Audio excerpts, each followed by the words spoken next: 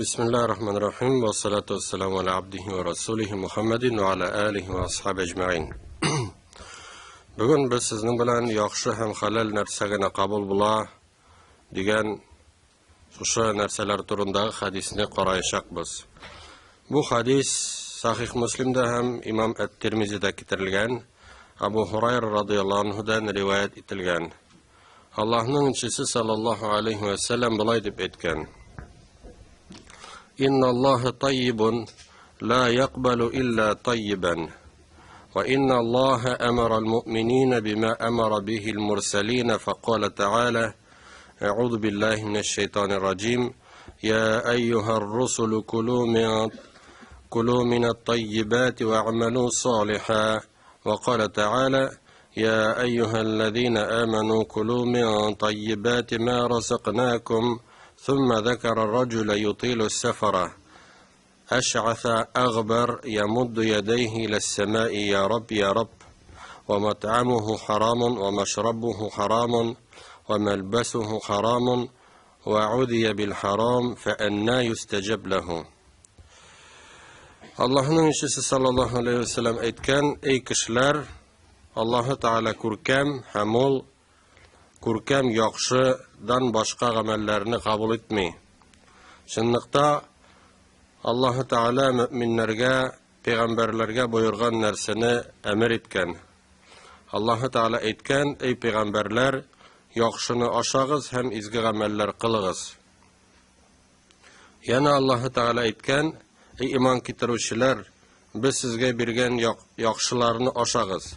Shundan so'ng Allah'ın elchisi sallallahu aleyhi ve sellem tuzanga botgan, tuzingan, chechli uzoq vaqt safarda bo'lgan kishini esga oldi. Ul kishi qo'llarini ko'kka toba ko'tara ham ey Rabbim deb quvvatlay. Ammo uning oshagani haram, ichgani haram, kiyimi haram, ul haram bilan to'qlandirilgan. Ona nechig etib javob berilsin so'ng. Demak, bu hadisda Peygamberimiz sallallahu aleyhi ve sellem bik de ehemmiyetli narsalar turunda anlata. Birinchiden qabul bulu meselesi. Biz ameller kılabız. Şimdi bizning amellerimiz ma'naviy hem maddi bulu mümkün. Mesela izgilikler işleyimiz, türlü sözler aytamiz. Mesela Kur'an okuymiz, kişilerini dinge chaqiramiz. Mana bu narsalarning butunisi de baratik yaxshi bo'lgandagina qabul etilashak. Yaxshi degan vaqtda endi shu ma'naviy narsalarga Şoluk vaqtda maddi narsalar da ol endi riyadan endi nashar etib amal qiluvdan yiroq bo'lirga tegishli. Yerine jetkirib boshqarilirga tegish. Masalan, namoz qabul bo'lsin uchun birinchidan namozni Alloh rizoligi uchungina boshqarishga kerak. Kishi ko'rsin, kishi maqtasin degan niyat bilan tugul, onları namazını dürüst etip kılara kerak. Şulayaq başka amellerge de. Endi mesela sadaka kelganda, sadaka berganda, baritik yaxshi maldan, halal maldan berilgan sadakanigina Alloh taolo qabul etadi. Şulayaq endi mesela rizq berilgan mümkün. Agar da onun endi halli boy kishi ekan, naşargana bir narsasin berse, bu şuşa berilgan aybir qabul bulamikan, yo'qmikan, bu endi so'rov ostida turadi. Demak, Alloh taolo ko'rkam, Alloh taolaning ismlari ko'rkam, sifatlari komil, ham shulayq şuşa yaxshilikni ol kishilardan da talab etadi. Agar da biz tilimiz ekan, amallarimiz qabul bo'lsin deb, demak, ol ameller yaxshi bo'lirga tegishli. Endi onun sıfatı turunda bara, Yani qabul etirlik bo'lirga tegishli. Anlari masalan yaxshi so'zlar turida Alloh taolo aytgan Qur'onda ilayhi yas'adul kalimut tayyib wal amalus solih yarfa'u. Аңа yaxshi so'z borib jita, izgi amal аны ko'tara. Demak, Alloh taolo bizga til ne'matin bergan, turli so'zlar so'zlaymiz. Agarda Alloh taolo bizning bizning so'zlarimizni qabul etsin desak, demak, yaxshi so'zlarga so'zlara kerak. Hem ana endi Alloh rizoligi uchun so'zlara kerak. Masalan, kishilarga diniy va'z so'ylab, ularni dinga chaqiruv hech shaksiz yaxshi amal. Lekin biz va'z so'ylaganda o'zimizni ko'rsatish uchun so'ylaymiz ekan, bizni maqtasinlar degan maqsad bilan so'ylaymiz ekan, demak, Alloh taolo bunday amalni qabul etmaydi. Anları masalan bizning dinimiz ol ko'rkam dindir, ko'rkam shista dindir. Masalan namoz o'qiraldidan biz tahorat olamiz. Ham albatta Alloh taolo shista, pok mu'minlarni yarata. Ham shuning uchun da biz shushiga umtilirga tegishli, shistalikqa, poklikqa. Tıştan gana tugul ayında işten de bizning tenlerimiz de şista bulsun, hem ko'ngillarimiz de türlü buzuqlıklardan, günahlardan, türlü şiirlerden, şu ko'ngil şiirlerinden künleşu kebek, riya kebek narsalardan albatta yiroq bo'lirga tiyish, shista bo'lirga tiyish. Endi şuşa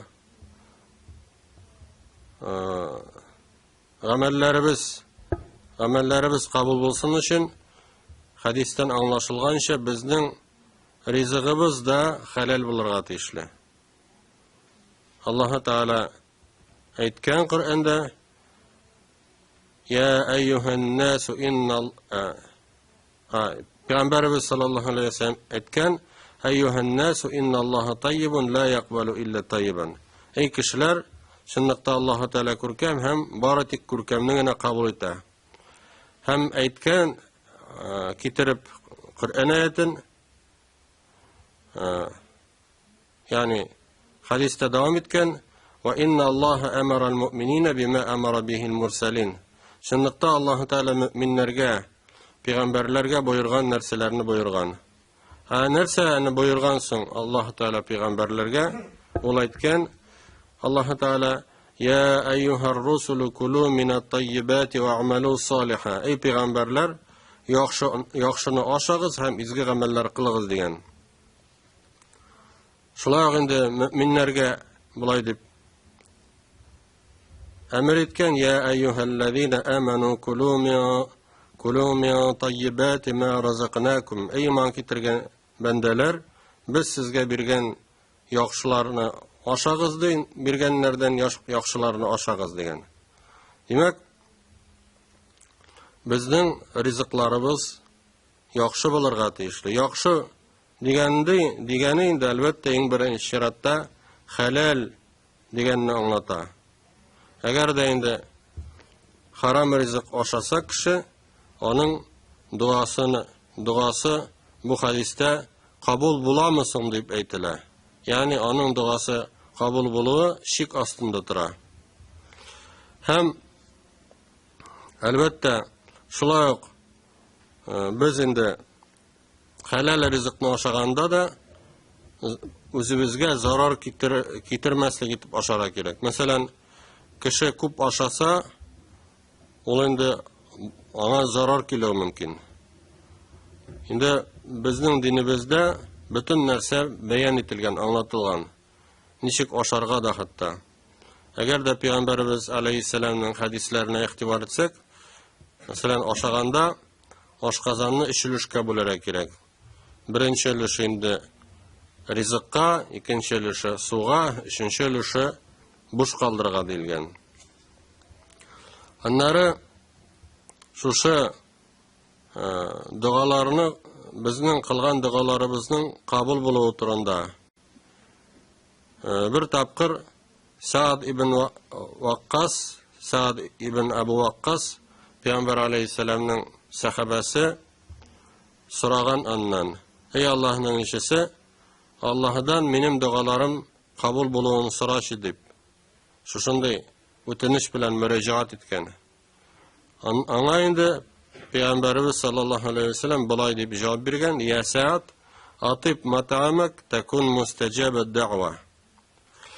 Эй Саад, синең ашаган ризыгың хәләл булсын, шул вакытында дугаларың кабул булыр дигән. "Валлази нафсу Мухаммадин биядихи, иннал абда ла яқдифу اللقمة الحرام في جوفه ما يتقبل الله منه عملا 40 يوما وأيما لحم نبت من سحت فالنار أولى به." Muhammadның җаны аның кулында булган зат Аллаһ белән ант итәм, Аллаһның бәндәсе бер кисәк харам ризык йотса, Аллаһ аның дуасын 40 көн кабул итмәячәк. Харамнан төзелгән һәр бәндәнең ите утка иң лаеклы. Монда инде кабул булмау турында әйтелә. Инде кабул булмау дигән вакытта ике нәрсәне аңларга була. Мәсәлән, бөтенләй кабул булмау, тулысынча кабул булмау, чөнки кеше бу гамәлне дөрес кылмый, яисә, мәсәлән, дөрес кылмый инде җиренә җиткереп үтәми, нәрсәсендер төшереп калдыра, яисә аны ул ниндидер башка максат белән кыла. Мәсәлән, әгәр дә кеше намаз укыса тәһарәт алмыйча, әлбәттә аның намазы кабул булмый. Яисә ул аңлы рәвештә намазның фарызын калдырса, шулай инде аның намазы кабул булмаячак. Яисә намазны ул кеше мактасын дигән максат белән укыса. Шулай инде кабул булмай дигәне шушы кылган гамәл өчен тулы савап булмас дигән мәгънәдә килә. Yani kamil bulması diyen мәгънәдә. Mesela şunday hadisler var. Mesela күрәзәчегә баручының, ире ачуланган хатынының, хәмер эчүченең намазы 40 көн кабул булмый. Шушындай мәгънәле хадислар бар. Mesela демәк килеп чыга 40 көн буена намаз укымаска кирәкмәсәң, кабул булмый бит инде. Шулай дип әйтелгән хадистә. Менә мондый хадислар да инде шушы гамәл кылынырга тиеш дигәнне аңлата, ләкин ул инде әлбәттә камил булмый дигәнне аңлата. Яисә инде шушы фарызы үтәлсә дә, гамәлнең фарызы үтәлсә дә, аның өчен савап булмас дигән мәгънәдә дә килүе мөмкин. Аннары дуа кабул булуның сәбәпләре турында да әйтеп китәргә кирәк. Менә бу хадистә сәфәр турында әйтелә. Димәк, без сәфәрдә булсак, иншалла дуабыз кабул булу ихтималы күбәячәк. Пәйгамбәрбез саллаллаһу алейхи ва саллям әйткән: "Саласу даъаватин юстаҗаб лахун ла шакка фихин. Даъватул мазлум ва даъватул мусафир ва даъватул валид ли валадихи." 3 төрле дуа да кабул булыр ди, һич шиксез. Беренчесе мазлум рәнҗетелгән кешенең дуасы, икенчесе мусафирның дуасы һәм өченчесе инде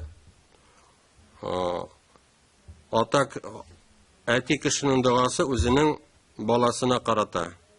Ягъни әйтергә була инде ата-ананың дуасы дип, үзенең балаларына карата. Димәк,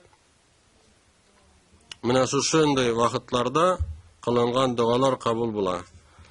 Бу риваяттан аңлатылган, шушыны аңларга була.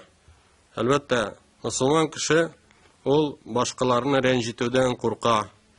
Чөнки гомумән бу гөнаһ Аллаһ Тәала тыйган гамәл харамдыр. Һәм шул ук вакытта шушы рәнҗетелгән кеше дуга да кылуы мөмкин. Әгәр дә ул дуга кыла икән, Аллаһ Тәала аның дугасын кабул итә. Шулай инде без сәфәрдә дә йөрибез еш кына. Шушы мусафир вакытта дуга кылырга кирәк. Аннары ата-ана үзенең баласына дуга кылса, ул кабул булачак диелә. Димәк, инде шушы үзебезнең балаларыбызга яхшы дуга кылырга кирәк. Инде галимнәребез дуганың кабул булуы булмауы турында берничә фикер әйттеләр. Әгәр дә без Аллаһ Тәаләдән сорыйбыз икән, Аллаһ Тәала аны шунда ук кабул итүе мөмкин, әгәр теләсә. Яисә бераз вакыттан соң кабул итә. Яисә ул бу дөньяда кабул булмаячак. Чөнки ихтимал ул безнең өчен хәерле түгелдер, аның кабул булуы. Ләкин безгә барыбер савап булачак. Шуның өчен дә Аллаһ Тәаләдән сорарга кирәк. Бары тик зур нәрсәләрне генә түгел, мәсәлән, җәннәт, анда гөнаһлардан котылу кебек, иман кебек, һидаят кебек нәрсәләр генә түгел, вак-төяк әйберләрне дә сорасак, димәк, без Аллаһ Тәаләгә якынаячакбыз. Мәсәлән, кеше каядыр җыенганда төрле нәрсәләрен эзләп кайвакыт инде җафалана. Мәсәлән, ачкычын югалтуы мөмкин, анда башка әйберен югалтуы мөмкин, ниндидер кия торган киемнәрен. Димәк, менә шушы вакытта мөселман кеше, иманлы кеше ул Аллаһ Тәаләдән ялварып сорый: "Я Раббым, миңа шушыны табырга ярдәм ит әле", ди. Һәм инде тапканнан соң ул инде шөкер итә: "Я Раббым, әлхәмдүлилләһ, сиңа шөкер итәм", дип, теле белән үзенең шушы шөкер итүен белгертә. Һәм шулай итеп ул Аллаһка якыная, һәм инде шушы эзләгән вакытта ул гыйбадәт кыла. Һәм әлбәттә савапка ирешә. Аннары шулай инде дуа кылганда кулларны югары күтәрү кирәк. Пәйгамбәрбез саллаллаһу алейхи ва саллям дуа кылган вакытта нәкъ кулларын югары күтәрә торган булган. Шулай инде дуаны кабатлап сорау кирәк, ялварып сорау кирәк. Ягъни бер тапкыр гына әйттек тә, шуны белән җитте дигәнне аңлатмый. Анда кат-кат сорасак, димәк, ялварып: "Я Рабб, эй Раббым", дип, инде иншалла дуагыбызның кабул булу ихтималы артачак. Аннары шулай инде күрәбез ки, дуа кабул булуга камачаулаган нәрсәләрдән ерак булырга тиешбез. Харам ашамлык, харам ичемлек һәм гомумән ниндидер башка шушындай харам нәрсәләрдән безгә ерак торырга кирәк. Һәм әлбәттә белергә тиешбез, дуа ул инде гыйбадәт, гыйбадәтнең иң хәерлесе. Чөнки дуа кылган вакытта без үзебезнең мохтаҗ икәнебезне аңлыйбыз. Һәм әлбәттә безнең тәкәбберлегебез юкка чыга. Кешедә ниндидер дәрәҗәдә тәкәбберлек тә булуы мөмкин. Ул үзен инде башкалардан өстен дип уйлый башлый. Һәм менә шушы тәкәбберлектән ерак торыр өчен безгә дуаны күбрәк кылырга кирәк. Аллаһ Тәала барчаларыбызга да хәерле һәм файдалы гыйлемнәр алырга һәм шушы гыйлемнәр белән гамәл кылырга насыйп әйләсен. Вассаламу алейкум ва рахматуллаһи ва баракатуһ. Рахмат.